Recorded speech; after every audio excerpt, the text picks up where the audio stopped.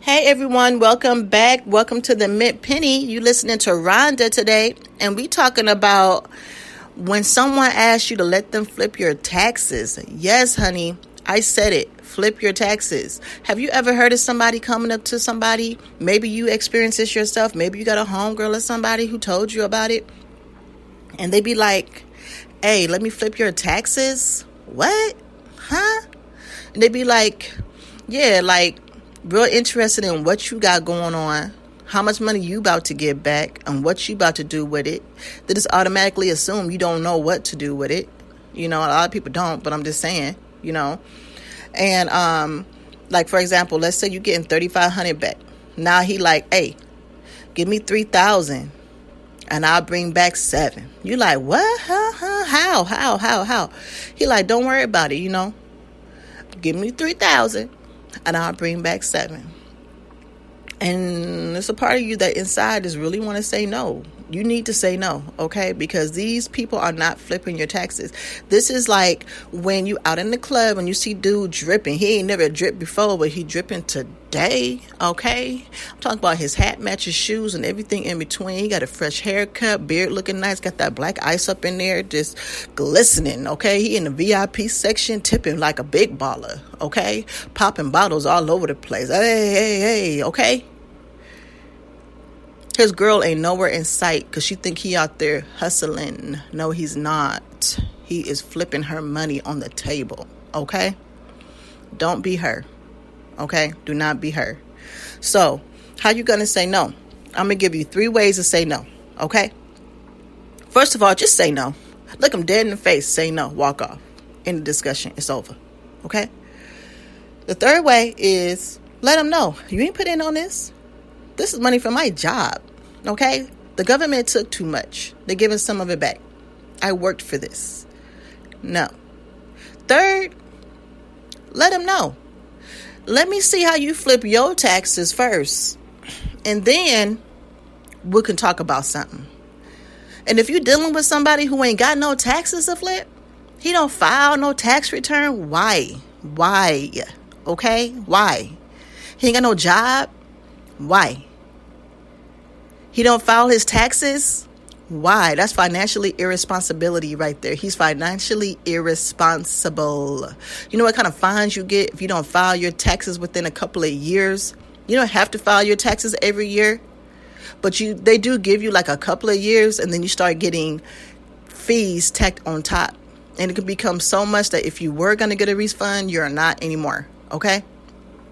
So, if he ain't got no money to flip, don't trust him, sis. I'm just saying. Now, let's be real about this whole thing right here, okay?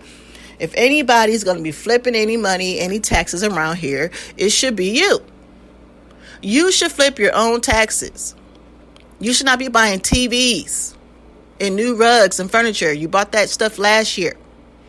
You should be flipping your own money. Make your money make money, okay? So, how are we going to do that? I'm going to go over 3 ways that we could do this today. Either A, buy some stock. B, build an emergency fund. Or C, start a business. You can really do all 3. Some of y'all out here that's getting like $10,000 back. I'm just saying. I ain't never been that fortunate. But I know a few who have. There's no reason why you should have nothing to show for yourself when it's all said and done with. Okay? So first of all, you want to buy some stock. Okay? It's not as expensive to get into as you think so.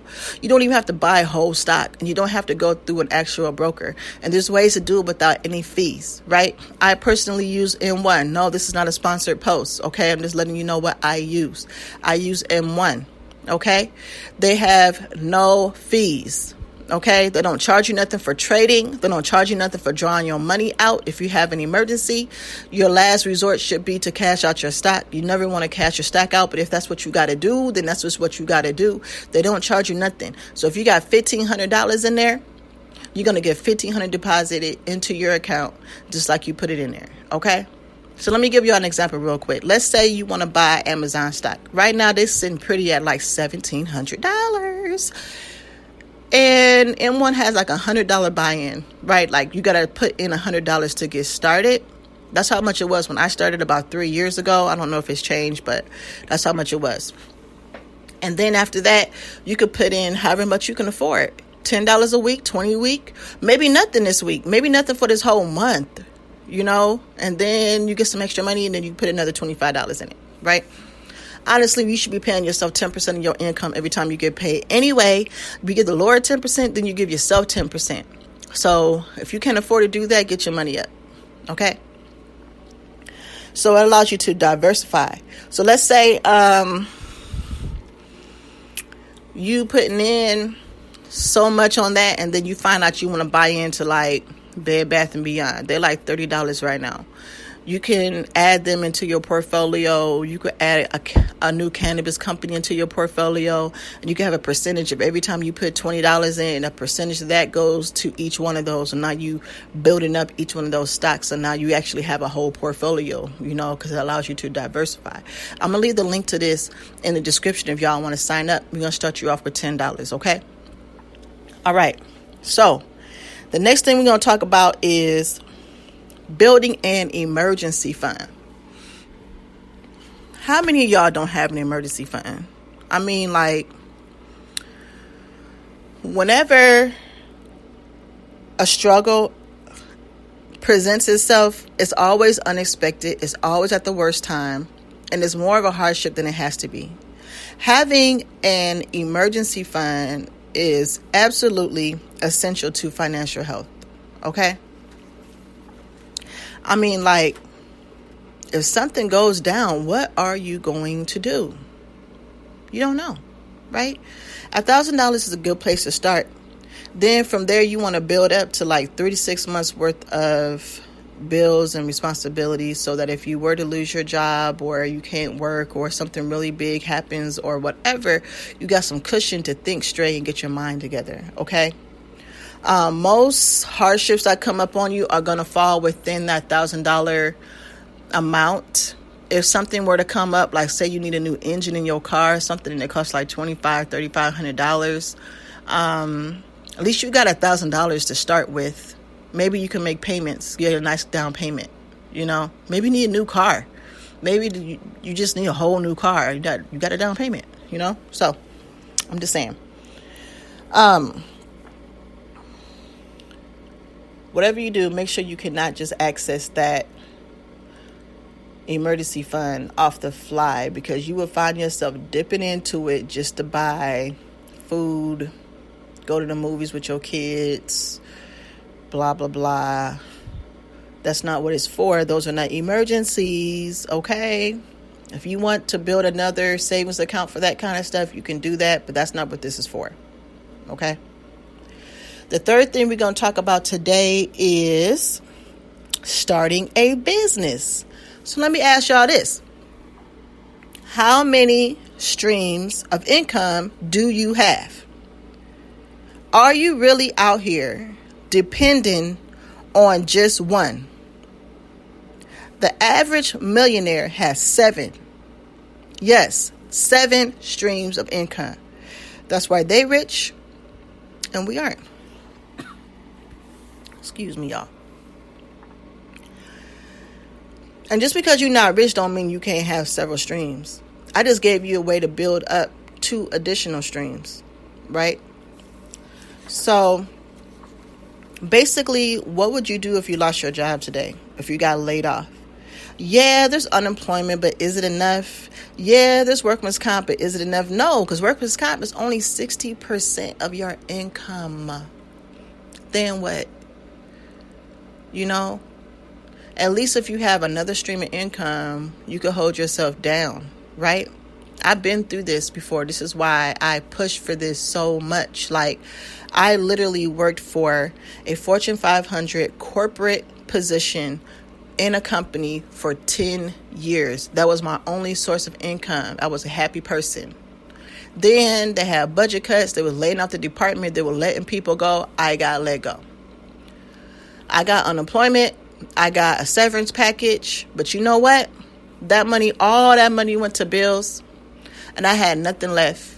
And then I found myself really in a hardship.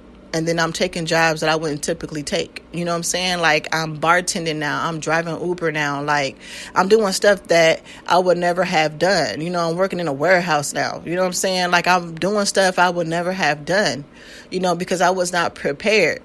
Now, I have a couple of different sources of income. Not 7, but I got a couple. And I'm going to tell you right now, let my job let me go today. I'm going to be like, deuces back. Okay? I'm straight. So I want everybody to be in that position, because these places will ruin your life. People out here hurting themselves over these jobs, letting them go, you know? So make sure you have more than one stream of income. And you need to have a job loss plan. We can go over job loss plans in the future if that's what y'all want to talk about, to make sure that everybody knows what to do in the event that they end up losing their job or end up in a position where they cannot work, and make sure they are okay, so your children and your family don't have to suffer. So you don't have to suffer. You might not have no children or no family. You as a person don't need to suffer. Okay? All right, y'all. So one thing I want you to know is, if you own your own source of income, you would never let yourself down. Just be aware that you only get out of it what you put into it. So if you're treating it like a hobby, it's going to treat you like it's a hobby. You're going to make just enough to pay for the hobby. If you put in every waking moment you have into it, all your extra time, energy, finances, whatever, into it, it's going to treat you like another stream of income. And there are passive and working options to doing this. But whatever you do, do not quit your day job until you have at least either a third stream of income that adds up to 2 times to 3 times the amount of your first income, or if you have a second stream of income that's profiting 2 times your first stream. You got to make it make sense, y'all. People be so quick to quit their jobs these days. They be like, have a good month selling lip gloss out here and CBD oil, and now they quitting their job. No, you need to have an excellent month for year, 12 excellent months. You know what I'm saying? You need to double, triple your income first. Make sure you straight. Make sure you got your savings up. Make sure you straight, man. Okay? It's hard to find jobs. It is hard to find a job out here. These people are super picky these days. Everybody got a bachelor degree. That bachelor degree don't mean nothing no more. Like, honestly, you have got to go back to get a master's just to get a job that only required a bachelor's just a couple of years ago. Okay? Make it make sense. Now, before I let y'all go, I want to leave y'all with this. At the end of the day, you don't need no one to flip your taxes for you. You really don't. You basically being asked to be 100% angel investor into something sketchy. Most people who ask you to do this are real nonchalant with the details. It's a high risk situation, and you're not in control. And if it flops, you will not get your money back. Okay? You won't. It's not an investment. But if after all this is said and done, if you still feel inclined to invest in your man, make him sign a contract and get it notarized so you can sue his ass when it flops. Okay? Get your money back. You have got to put yourself first. Okay? We have got to start loving ourselves first. Okay? Selves first. Okay? Because like I said, on Judge Judy and whoever else is judging out here on TV, on daytime TV these days, because I be watching daytime TV on my off days, they'll let you know it's a gift if you don't make it clear that it's not. And we talked about this before. Okay?